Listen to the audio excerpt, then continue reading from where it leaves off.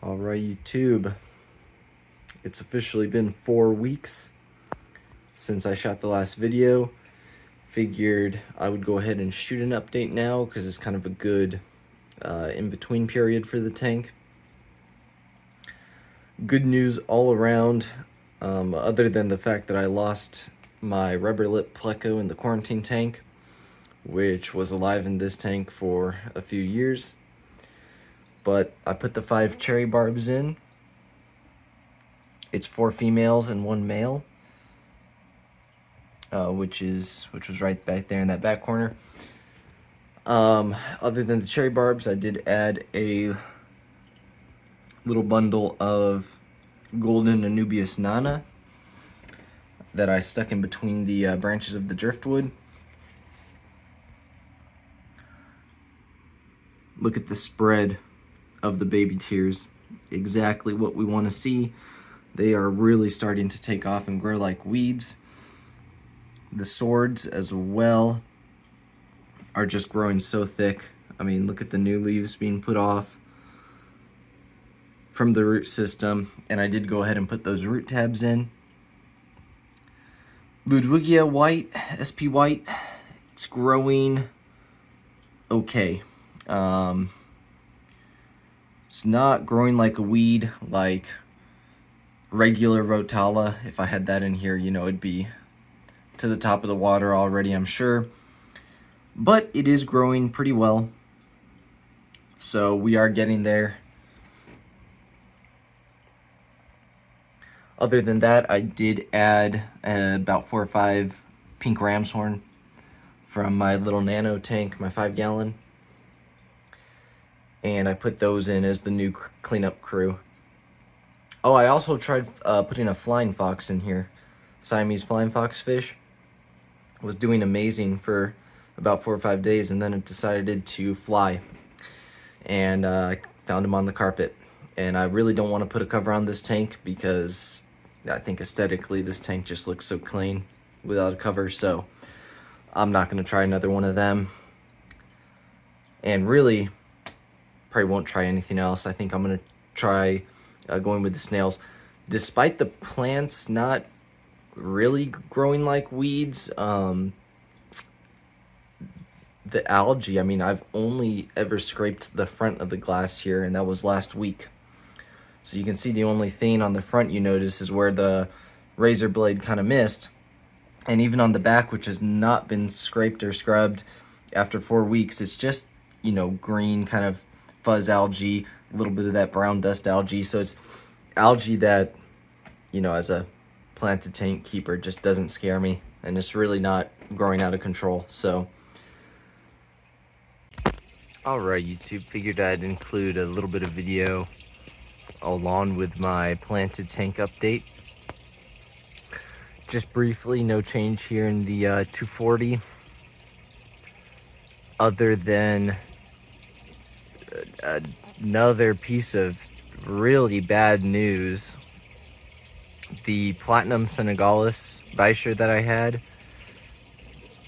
jumped out and died. And if you look at the lid here, I'm using the greenhouse panels, and they're pretty securely on the top here. And even though that fish was about 12 inches, in my mind, they don't weigh hardly than anything. They're like a stick of string cheese, right? It's not like this bass here, which absolutely could bust through the top, you know, if it really tried to.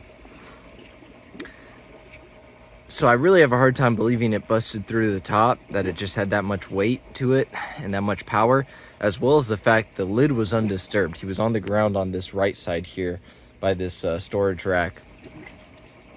And so he had to have either jumped out of this little cut for the filter or this hole right here for feeding and for me to stick my fingers in, which is just incredible. I mean, what a disaster. But oh well. I don't know if I'm gonna, you know, get a fish to replace him or not. That is very discouraging. This is, of course, after my Delzy Bichir died for no reason whatsoever. And he died in the tank. So very disappointing. This guy is officially 11 inches disc width, and probably 16 inches. These are 24-inch tiles, probably 16 inches from head to tail, just a rough estimate. Look at how beautiful his tail and barb are. That's what you get when you keep a solitary ray like that, where they don't chew on each other's tails. Second thing to update, cold water tank. Have not gotten around to doing anything with this tank yet. Definitely still want to do like at least a large piece of driftwood and some substrate. Also want to do something about this lid here. I'm using like spare storage container lids because the pick roller jumpers, that needs to change. I'm probably going to get some greenhouse paneling and cut something out that's nicer. But look at how big the pike has gotten since I got him.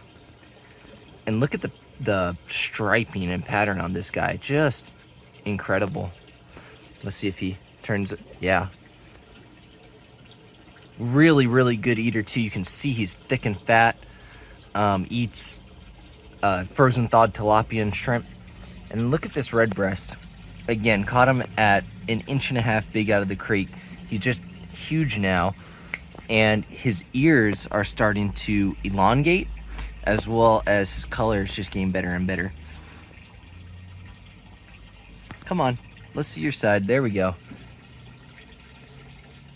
Camera doesn't pick it up well, but they have that like blue shimmer to them. It's not really like a deep blue color. It's like that when the light hits it, it's like that light baby blue that is just beautiful.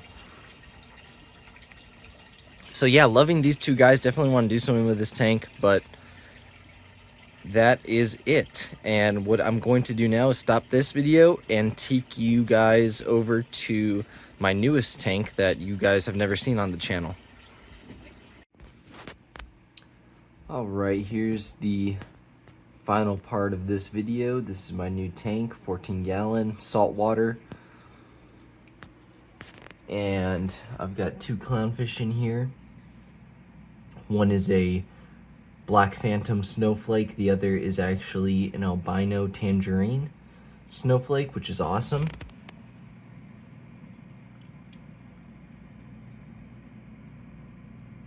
Looks very similar to a regular snowflake, except the orange is a lot cleaner. The black is reduced. It's almost like a gray color. I took a picture of a regular clown that I just saw at my local fish store, and I'll put that picture in here so you can kind of see the difference.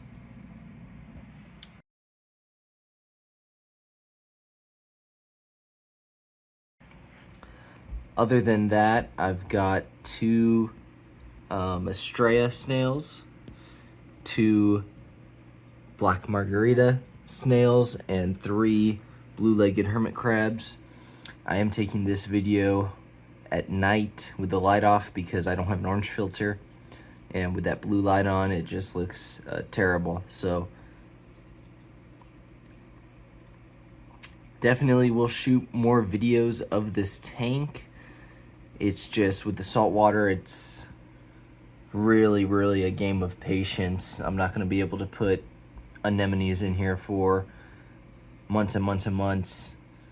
But that is the plan with this tank, to just make it exclusively a bubble tip anemone tank. And I'll probably get a green variety as well as an orange or rose colored variety. Alright, hope you guys enjoyed the video. Thank you for watching.